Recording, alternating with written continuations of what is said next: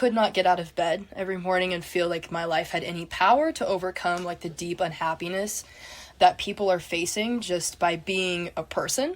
You can change institutions, but if you don't change people's hearts, nothing will change.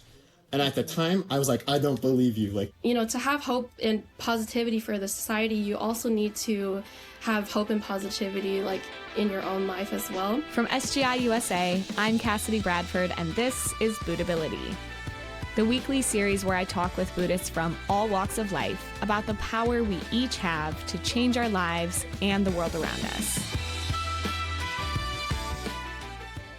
Hi, Cassidy from Buddhability here. If you're enjoying the show, don't forget to subscribe. It'll help the show out and you'll never miss an episode. If you want more Buddhability content, you can subscribe to our email newsletter in the link below. We put out great content every week. Enjoy the show. Welcome everyone to Buddhability, a very special episode today with some wonderful students and recent graduates. I feel like it's very timely. I don't want to speak for the rest of the world, but for myself personally, I've been really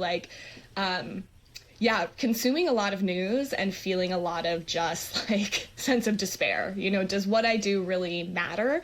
And I think each of you, have your own personal kind of journeys regarding that and are acting on it in your local communities and your campuses. So, which I think is just like really refreshing to hear, because sometimes we're just like bombarded with like all of the things going wrong when actually there are so many incredible things happening in the world. So just to kick things off, I'll have each of you introduce yourselves. So you can share, your name, age, where you live, what you're studying, and anything else that you think is relevant to you. And then we'll get into, how you started practicing. So maybe I'll have Jean first if you want to introduce yourself. Yes, hi, I'm Jean. I'm 22 years old. I just recently graduated from the University of Georgia, which is in Athens, Georgia, but I'm from like the Atlanta, Georgia area. And I was studying psychology there, so I got my psychology degree, and I have like a deep interest in like child development, so I was like minoring in human development and family sciences. So yeah, that's like a little bit about me. And right now I'm just supporting all the campus clubs in that area, like the GSU Campus Club and the KSU Campus Club. So yeah. Thank you, Jean. Devin, you want to introduce yourself? So I'm Devin. Right now I live in New York City. I live in East Harlem in upper portion of Manhattan. Right now I'm I'm a first year master's student at Columbia Teachers College doing math education there. I graduated last year from my undergrad at Soka University of America, where I got a degree in liberal arts. And yeah, I'm just super interested in math and education, go figure. And I'm interested in teaching like at a college level sometime in the future as well. Great, thank you, Devin. And Sahaja, you want to introduce yourself? Yeah, I'm Sahaja Rutledge. I'm a junior at Utah Valley University, where I also am a student division leader in Utah. I'm currently majoring in national security studies and getting a minor in math. We've got the two math overlaps and then the two kind of like educational overlaps too. That's right. Before this, when we were chatting, I saw, wow, we've all started practicing Buddhism at a relatively young age, some younger than others, but all, very early in your life. So I think just to give people more context into who you are and also just like a little bit about Buddhism, I'm thinking each of you can just share the story of how and why you started practicing. So I think maybe we'll go in the same order. So Jean, you can share. My parents and my grandparents also, they practiced before me. So I was kind of just like born into the practice. Yeah. So I was just kind of like doing activities and then, chanting here and there. But then at like age 13, I had this like really big issue with a friend of mine. I'm not going to go into too much detail, but she would do like a lot of things that made me very uncomfortable. It was just like a very toxic friendship in general. And I got really like scared of her, I guess. And my mom really encouraged me to like chant for her because I really wanted to resolve this situation. And honestly, like, I didn't think like we could be friends anymore. It was like that kind of friendship. So I chanted for it, and we did end up getting like separated with like classes and like on the bus and stuff, which really like helped because it was also like my safety was kind of like at risk in that point.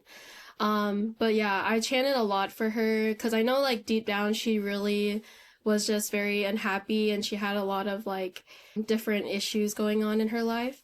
And I think that's also where my interest for child development started because I feel like, you know, like how parents and like the traumatic experiences you have when you're younger really like shape how you are when you're older. So yeah, that's when I really started like practicing independently. And then after that, I kind of just like, you know, it went like up and down, you know how our practice goes sometimes. But then I started getting more into like the White Lotus group. It's basically like the young women coming together and helping to support the centers. And then I got more involved with the SGI from then on. So yeah. I think it's like really remarkable that, yeah, at a young age, you're learning to like have compassion for somebody else, even in a situation where like they're in the wrong or doing things that are harmful, like being able to create distance for yourself so that you're safe and like opening your heart, you know, to be able to have compassion for them. It's really, yeah, really remarkable. Devin, do you want to share, you know, how you start practicing? Yeah, totally. So I with my parents. I've been practicing Buddhism when I was born. And yeah, kind of like Jean too. They never really forced it on me. That always encouraged me, or their strategy was to invite me to do gongyo with them in the morning and at evening. And I'd often just be like, I'm good. Like, no thanks.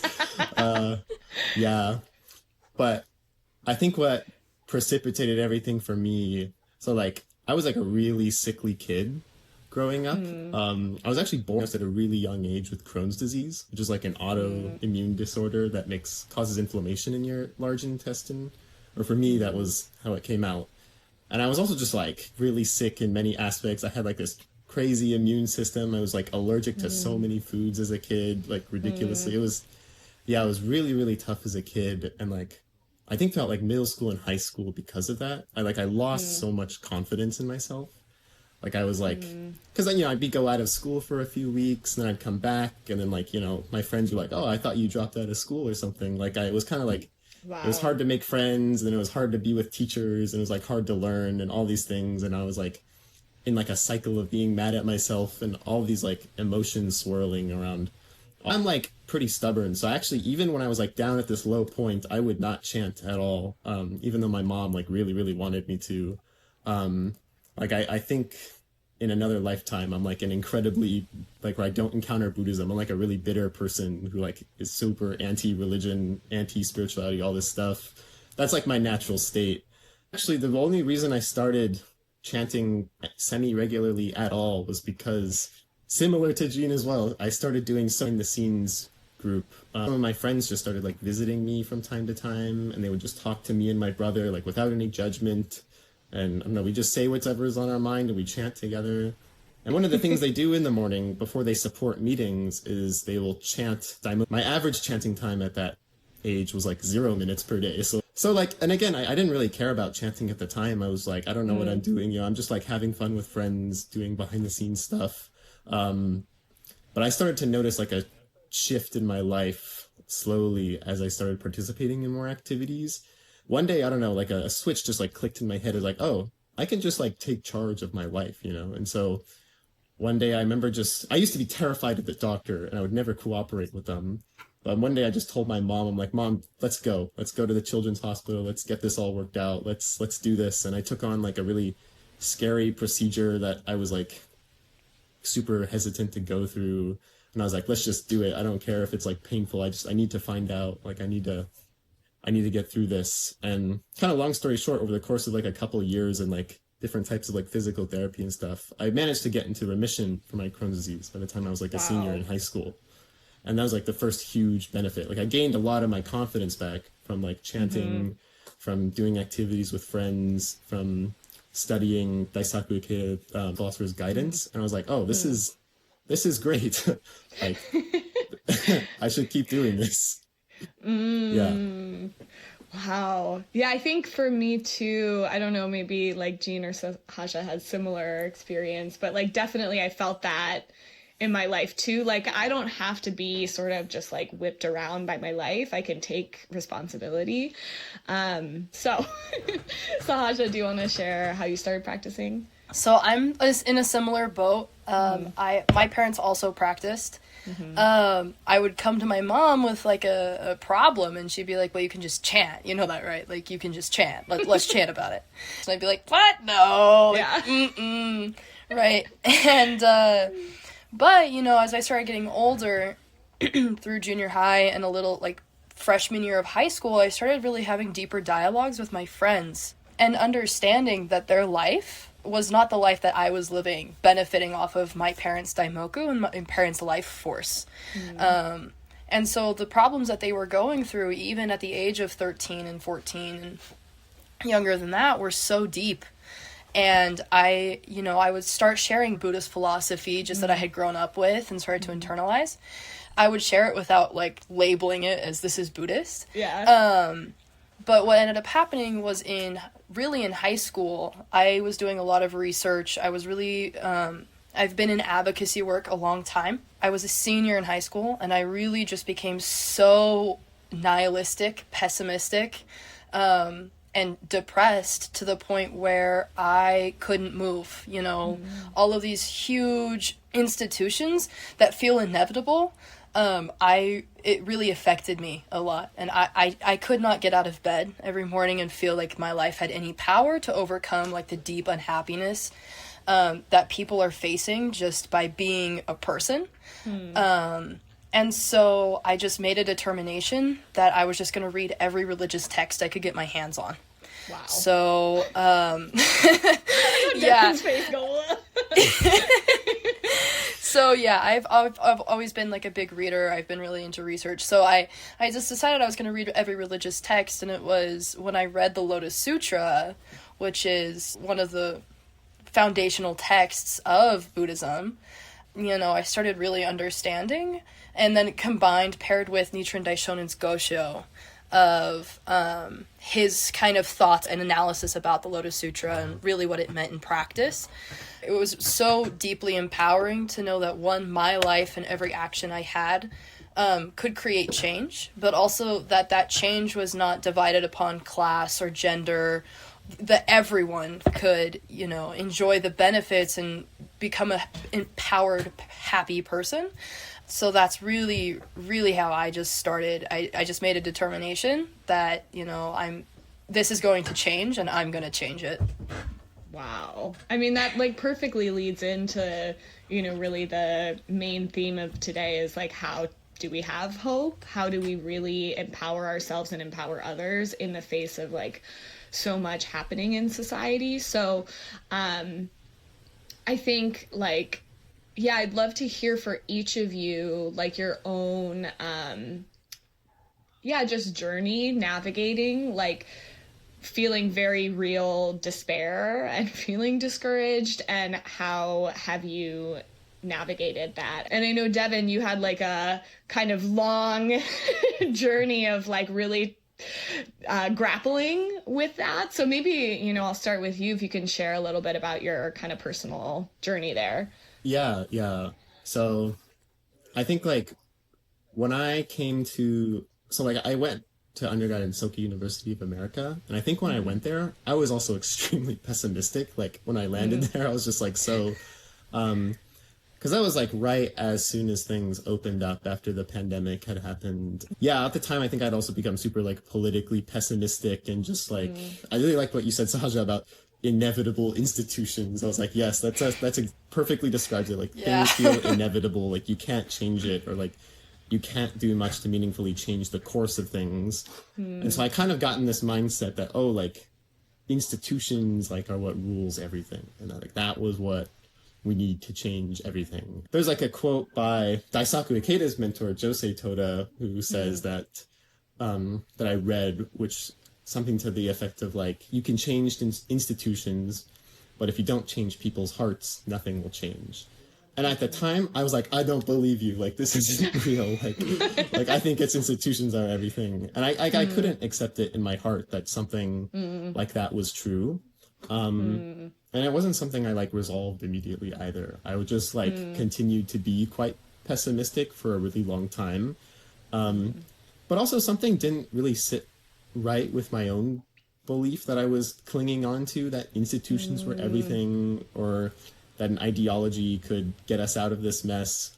Because like it felt like something was off. Because I think something I'd been taught and like internalized since I was a little kid was that like the human being should be the center of everything. Like, you know, whether it's like politics, economics, any type of like field or sphere, it's like you should focus on bringing up the human being as your main effort. And if you're focusing on something else, then you're using the human being as a means to achieve that, and that not the path to happiness for us. And so I could never accept any sort of belief that used human beings as a means to an end. And that's why I was super hesitant to go all in on, I don't know, my own pessimistic ideology that I had at the time. And it was my experience in one of my classes. Actually, we read this essay by Daisaku Ikeda called Radicalism Reconsidered. And that thing, like, I think that essay, like, changed part of my brain chemistry or something, because I came out of that class feeling, like, very, very shook.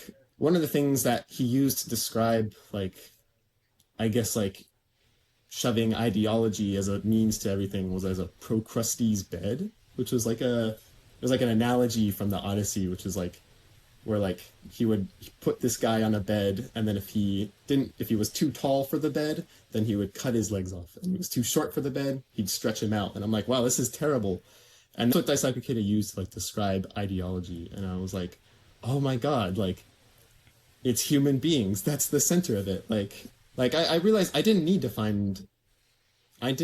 to like compromise on all of this like pessimism around me and find a way to make the human being the center. That's just that was the starting point. Like that was where I needed to go from. That any political ideology, any like system could work as long as our own human hearts, the people controlling it, could guide it in a way toward humanity. We could have hope and we could make a change like right where we are in the system as it is right now. And we don't need to burn the whole thing to the ground and start again. Like that's not necessary and it won't work. And that gave me so much hope that I could make a change, you know, whether you're like the president or just a inconspicuous person in your community, you can make a profound change in your environment. That was really, really hopeful for me. Yeah, I remember reading the same and feeling like, I don't know. I was like, I need to shout this from the rooftops. Everybody needs to know. Like, we need to be centering people. But it also like can feel like, well, that's so slow. I think people feel like, well, this needs to happen right away. So maybe I'll ask you, Jean. When we spoke before, you were like, you know, I really have always had kind of this sense of hope. And so I'm wondering, one, like why you think that is, and two, have you grappled with like a sense of a feeling of despair or hopelessness around like larger society? I definitely have, especially like in the recent years because of like so much happening in the world. I really do feel like, you know, hope is like a decision that we can make in our own lives. I know there's a quote by Daisaku Ikeda, I believe, where it's like, once we have a goal, like every fiber of our being goes to that goal. And I feel like being negative and like not even allowing ourselves to have these like bigger dreams of like a better society and a better world is already like saying that it's not going to happen, you know? We really just need to dream big. And I know Daisaku Ikeda also says, like, especially for the youth, this is the time to be, like, as idealistic as possible and really just dream of, like, the best world we can think of. So I will always, like, choose hope over everything else because we just need to have hope first before we can, you know, change anything. So, yeah. It's really, like, the driving force, right? Like, if we don't have hope, then, like, obviously nothing will happen, right? Like, because then we're just stuck, right? Like what's the point of even making an effort, right? Something that I wanted to ask you guys about is like, you know, Buddhism really teaches that the most sustainable path to peace is through humanism and dialogue and like one-to-one kind of connection. So I'm wondering if you guys can give me some examples, like in your personal life, what that has looked like, being able to create like harmony or peace in your personal lives. That could be like family, it could be friendship, whatever. But to give people a sense of like, yes, it's on the large scale, but it's also on the human scale, like what it really looks like to create peace. Yeah, I'll go, because I think this also centers how I look at life, how I think Buddhism really impacts everyday people, as like a daily practice and a daily, like a life philosophy. Because, you know, against like, and we've been talking about like despair, you know, inevitable institutions, all of these big, overarching, huge things that are impacting people very locally. It's still, it like, when we say, like, oh, the news we've been consuming is so negative, it's because it is negative. Like, that is what the reality is right now. Things are very bleak for a lot of people. People are experiencing a lot, and that hardship has many different, like, violent levels to it, right? However, there's two things that just have, like, radically reshaped the way I think about everything. So the first is Daisaku Ikeda's quote. I just pulled it up real quick, but no matter how long the cold, bleak days of winter may continue, winter always turns to spring. This is the law of the universe and the law of life. As long as we hold on to hope, spring is sure to come. And I think what this signifies is that, like, the reality that we look at right now, like, if we just took a snapshot of the life we're living, and if we just said, okay, this is, like, the mirror of life, is this, like, snapshot in time, right? That is not how it will always be, right? And to say, like, this will never change is to kind of deny that fact of life, that it's always changing. Life is not stagnant, right? And so on the very personal, localized level, every action you do has incredible immense power to change and shape the environment that you're immediately experiencing, right? So how, like, showing up every day in any singular granular level, even if you don't think it means much, is very, very large and has large impacts, right? So this can be as simple as, like, having a conversation with a friend who you don't know who's struggling, right? And just, like, making the decision to reach out. To you, that might seem like a very low level, like, decision of, like, oh yeah, I'm just gonna call this person up on the phone. Our power is through centering, like, personal dialogue and personal connection with people in an immediate environment, right? If we can create peace through our own dialogue with the people immediately around us, that ripples out and has cascading effects down the line. Like, in my own experience, you know, dialogue has kind of come to the forefront of my life. Charlie Kirk was assassinated on my actual college campus, like, in my courtyard. So in the aftermath, it's like, okay, so, you know, Buddhism is very, very centered on personal dialogue and connection. So what does that look like in practice? And I think in the past couple of months, it's really been centered over, like, connecting with those around us through having, just, like, talking about things, you know? It sounds like taken for granted, but it's very, very important. And at least for me, I've kind of fallen into a bad habit of not talking to people and not connecting with people. And so finding that again is how you create peace for yourself and for other people as they continue that as well, because your life, your action has impacts on others and on the environment that they also are experiencing. Wow. I mean, what was it like on your campus afterward? As a Buddhist, how did you navigate, like, whoa, I mean, I can't even imagine what it was like. Yeah. So people were thrown into a lot of chaos and a lot of confusion and fear, and that continued for a long time. And then, you know, you have aftermath of our campus turned into, like, a site of tourism for people, which was equally almost, it felt disturbing. But looking at this as a Buddhist, right, it's like, okay, my campus and campuses around me and campuses that my friends attend, they have been sites of violence of different kinds, right? And I just determined that from that day forward, my campus would be an epicenter of peace and happiness through dialogue based on friendship. And it was no longer going to be a site of violence and violent rhetoric and hatred. And so that's an ongoing process. But again, it comes from every single conversation we have with people, and that changes. I promise you it does. It might, again, like, I've always been kind of the person who's like, why isn't it changing faster? Yeah. Like, that is me. And I'm a very impatient person. It's my personal karma. That's what my life shows me, what my environment shows me, is that I'm a very impatient person. But it's that is where my hope is centered, is every single conversation I have creates an environment of peace and happiness because I'm connecting with this person through friendship. We have something to connect on. We've been talking so much in like our Buddhist community about like friendship is really the heart of everything.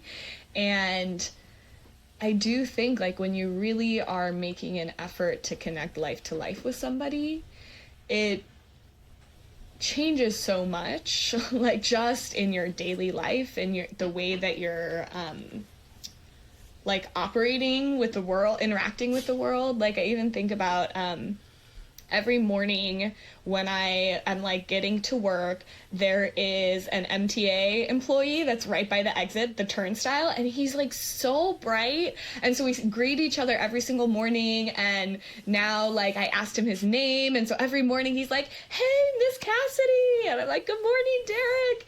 And again, like something like that seems so silly and small.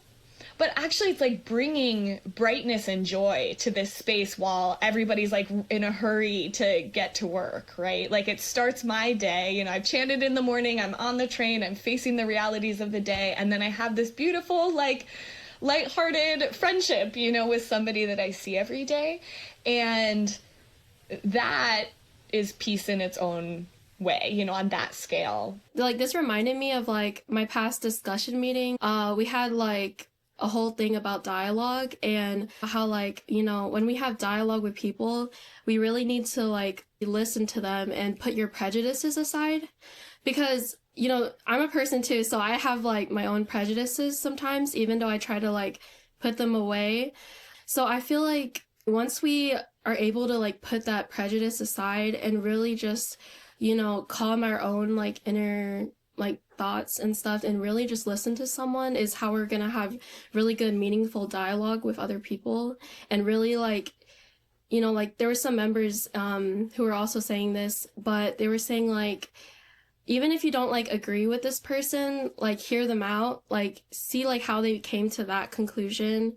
And I feel like that's gonna really like change things in our society as well. You know, we have different beliefs, but I feel like everyone kind of like has a reason that they have gotten that belief. So even when we want to like shut people off because we're like, oh, they're so different from me and, you know, they're like spreading this violent hatred and stuff, we really need to, you know, keep talking to these people and like, you know, just like really see like how they came to this way, I guess, because also a lot of people are just very, you know, misinformed. So we need to give people more chances to like, you know, also like change, I guess, as well. So yeah, I just felt like, you know, my last like discussion meeting really like opened my eyes to that. So yeah. Thinking of like a Buddhist discussion meeting, it's another like dialogue, right? Like ways to deepen our understanding of ourselves and others. Devin, did you have anything that you wanted to share? Yeah. Dude, there's so much like, yeah, I think being here, like in New York, I think one thing that I really thought about, actually, I really like everything you said about prejudices and that kind of stuff. Well, for one, being in New York, just like you were saying earlier, Cassidy, like the hustle and bustle of everything, in a city of millions of people, it's incredibly easy to be profoundly lonely, even when they're so surrounded by so many people. And at Columbia University in particular, there's a huge population of international students all around. And I remember in one of my classes in particular last semester, at Columbia University, there's a lot of international students from China, and I know that U.S.-China relations are not the hottest right now, and I know that it sometimes was hard to navigate for some students. Some of my friends I had made in the course who are American students would have their own reservations, or they would kind of like say things, or like it just was like hard to navigate kind of it was a seminar-based course, and so we're naturally supposed to have like lots of dialogue between each other and discuss the content of the course. But there were definitely class periods where it was like, I kid you not, 50-50 split, Chinese students on one side, everyone else on the other. And I was like, why is it like this? Like, what do we do? Like, I just, I felt like there was some sort of divide, and I was like, I don't know how to bridge it, with the understanding that like this all begins in our hearts. Like, I felt like at a loss. I was like, what can I even do about this? I also have a tendency to just like do my own thing, just eat lunch by myself, like not, it's really easy for me to fall into the habit of just doing my own thing and not talk to other people, definitely not reach out to other people. Days ago, I was able to eat lunch with like a couple friends, and then I met a new friend who I was introduced to, who was a student from China, and we had like a really interesting conversation that like Raising Cane's or something, just this like, I don't know, they're like, we go to this place too much, you should come with us. And so we did, and like, I was like, man, like, how could people have so many like reservations or say all these like prejudiced things? It was like, these people are not so different from me. No student from another country is any so different than me. It's like, we become friends so quickly and easily, and we're like, let's hang out again later. And I'm like, this is how we build, like, this is literal peace building between nations right here. And it might not seem like it. It's just like, it happened, like these giant projects of building peace between nations start with individual friendships that bridge the gap. And so that's what I was thinking about a lot, is like, how can I change the karma of Columbia University? And I think it starts just with like talking to people at the university and making friends there, which requires you to step out of your own comfort zone so much. And it takes me so much courage to just like get over the fear of being judged or just face it. But I think they really, really appreciate it too. And yeah, that's what I thought about. Wow. Yeah. Okay. This is making me think, like, from all of you guys, it's really about like taking that first step, like it's, I think, not all that common for people to be encouraged to like have dialogue and like, reach out to people that are different from themselves, because it's hard and scary for like all of the reasons you guys have shared. But I really think that, Jean, you were talking about listening, and it makes me think like so many of us feel powerless, and because we feel like nobody is listening to us. Nobody is listening to our fears and our concerns. For folks listening that, maybe they're students, maybe they're not, but they're feeling really powerless and like there's nothing that I can do, what kind of things would you recommend, whether it's like in a very like practical sense or like a mindset to take on? Like Devin, for example, I know when we had talked on the phone before, you mentioned feeling like, oh, maybe I just need to get out of this country and like get away from here. Like this country is crumbling down. But then realizing like, oh, actually, like I have a really important purpose here. There's a reason that I'm in the US. So anyway, yeah, I don't know what you guys would say to that, like kind of advice or ways that people can really be empowering themselves. Something that Buddhism and Nichiren Buddhism is fundamentally organized upon is this idea of community and building community, right? So my advice for people is find and build your own community. Whether that's by like reaching out to those around you regularly and listening to them and doing activities with them. It can feel really, really simple, but like your community and the way your community is organized is the way that you can actually affect big things going forward, because it's not effective for one person to walk 100 steps ahead, right? It's more effective for 100 people to walk one step forward, right? Things are happening all around us, right? All the time. It's ongoing. And this has been ongoing from the beginning of time, When the Daishonin was writing the Gosho, the Huns were invading China, they were facing mass famine, right? Like, people are experiencing hardships at every level of their life, right? And so it's the community that you build around you and your support system that you invest in, that you can really, like, you help the people around you and vice versa, they help you. And so, like, a simple example of this that I just had the other day was a couple years ago. I'm actually a transfer student from Utah State, and I would study at a coffee shop, like, with my friends every couple days, whatever. And there was a barista there that we would, like, talk, say hi, whatever, like, small talk. And I haven't seen that person in a year, and I started an internship this past semester, and we were doing training, and I just happened to look over and make eye contact with my barista from 2 years ago, and now we're, like, really good friends. Wow. And so it's simple things like that when we talk about, like, connecting with others. Once you become a person who radiates hope, kindness, and connection, hope, kindness, and connection are formed from within you with other people. So you start attracting that as well. I think for me, like, how we mentioned earlier, like Sahaja was saying, like, just making, dialogue with our community and creating those community groups. I think that's so important. I also think it's important to also have positivity about your own life, because I don't know, like, for me, like, I get so, like, negative about everything. And I like recently realized this too. Like, I didn't even know how negative I was. But But then, like, I was, like, wondering, like, how my friends, like, some of them are, like, really positive about, like, their lives and stuff. And I was like, how do you do that? Like, that kind of thing. Like, I was, like, asking them that. And then I realized, like, really, like, positivity stems from, like, having gratitude for, like, a lot of the things that you do have in your life. So, yeah, so then that kind of just, like, shifted my whole perspective. And I kind of looked at myself, like, from, like, an outside perspective, like, as if I was, like, this protagonist in, like, a book. And I'm like, wow, like, looking, like, if I was reading about my own life, I would be so excited for myself right now. Like, I'm starting, a new job, and, like, I'm at such an exciting time in my life. So I think really, like, to have hope and positivity for the society, you also need to have hope and positivity, like, in your own life as well. Yeah. I should go back to that statement you mentioned, the phone call where we talked about, leave the country. There's all these better places. I think that came about during the initial pessimism era when I came to SUA, or Ernest University of America.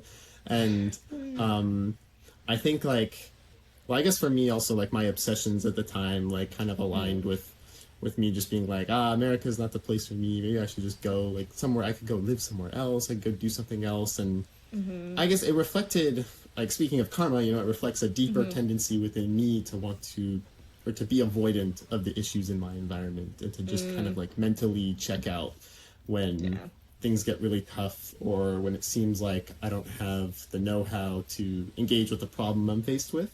It was something that just kind of clicked in me once. I think there's a quote from Nichiren Daishonin in his collected writings, the Gosho, where he talks about the peace of the land, and he's like, if you want to establish peace within, like, all the four corners of the land, you should do it locally where you are, should you not? Like, you have to, like, establish peace where you are. And something kind of clicked in me at that moment. I was like, I can run away from the problems of my nation, of my community, of all these things, of my, your family, whatever, but, like, you're not going to be truly happy when you do so, because the you that you're bringing with you doesn't change.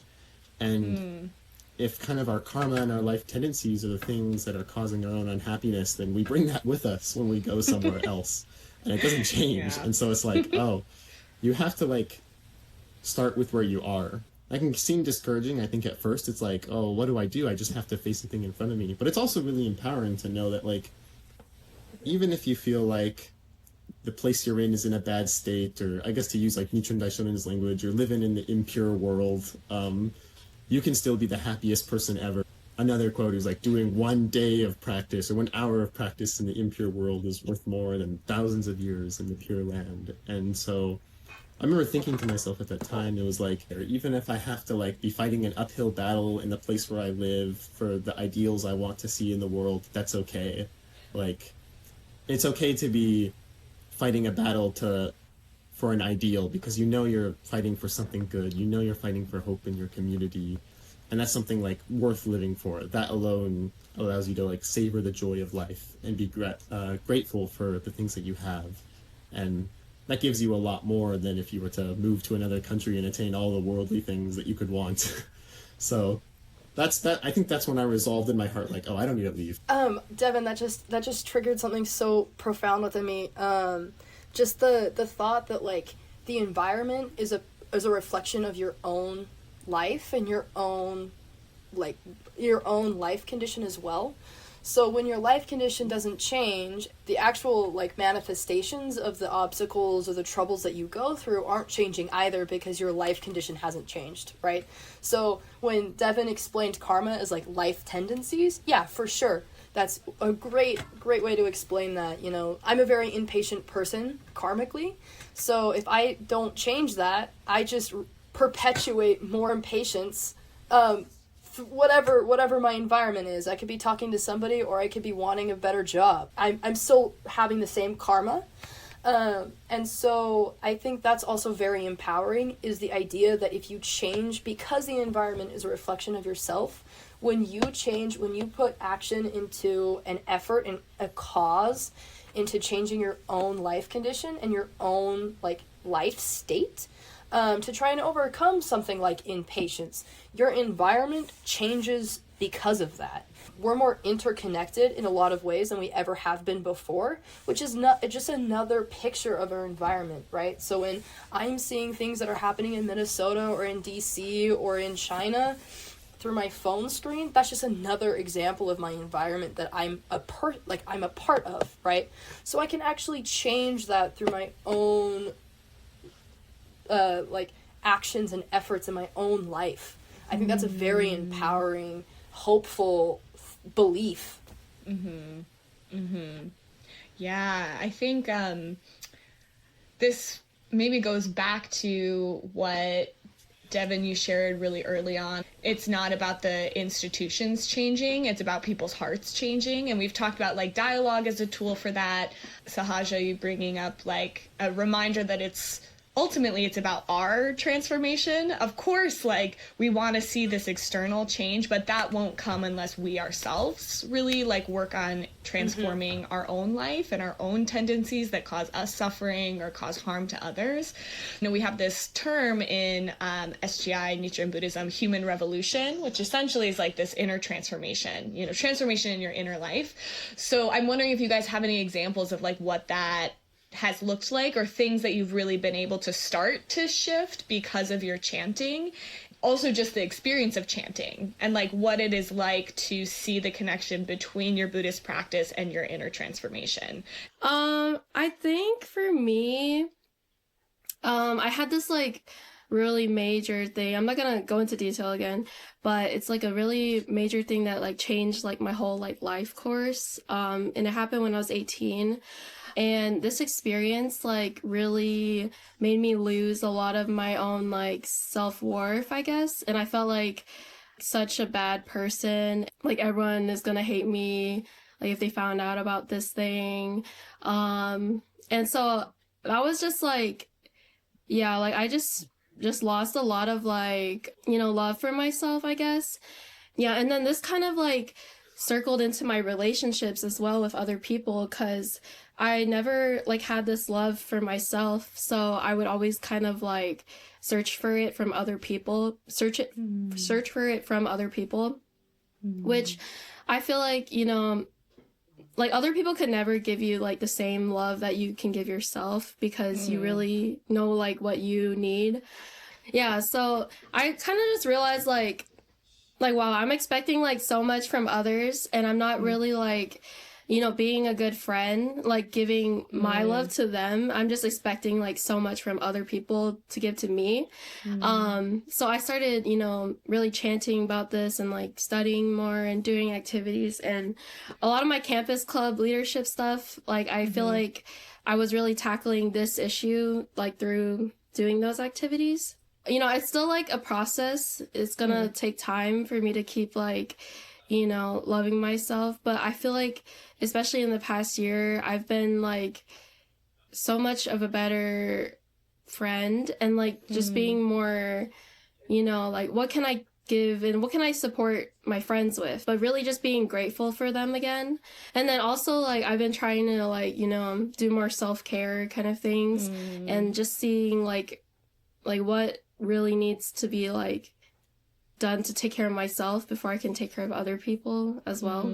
So yeah.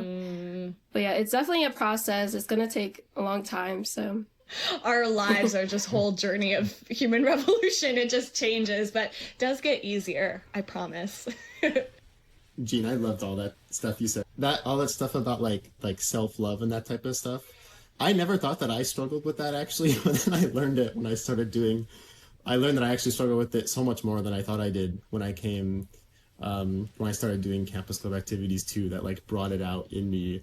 I think like I talked earlier about how like I was like struggling with Crohn's disease as like a little kid, and how like, or I was like a teenager too, and how like I lost a lot of my confidence because of that. But I was eventually able to go into remission, and I think that ultimately what I realized after that was like the illness that I experienced was not like the end goal thing to overcome. It was indicative of something much, much deeper in my life. And I think I had this vague idea for a long time that I dealt with this kind of like social anxiety or anxiety around people, which made my friendships hard to maintain. But I didn't really know what was going on. And I think it wasn't until like I made a determination to like challenge friendship for the sake of building peace in the community, for the sake of like going beyond like my own self and just whatever I want. I decided to challenge friendship, you know, for this campus club. I was like, I have to challenge this friendship thing.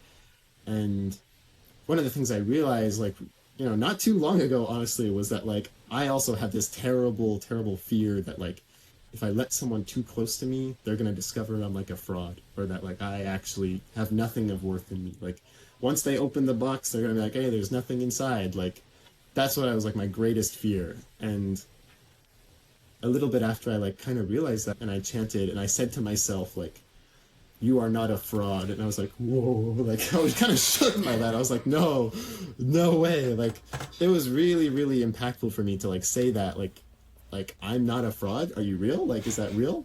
And yeah, I think that was one of the most recent experiences I think I had, just trying to challenge friendship forced me to look deeper into how I perceive myself and thus how I judge others.